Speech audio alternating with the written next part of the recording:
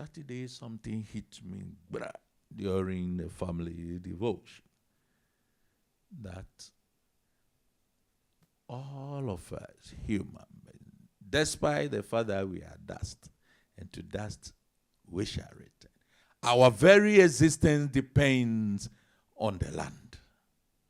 Because all the food that we will eat, where is it coming from?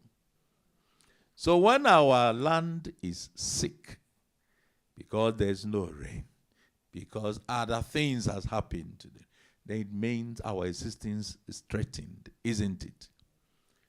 Water that we drink, where do we get it from? Everybody in Ghana now is doing borehole. And when your land is sick, won't your water be sick? So there's nothing for you. You see, so everything that human beings live on, where is it coming from? Have you thought about it that way before? That so your very existence comes from where? The land. So when the land is sick, it means you are finished.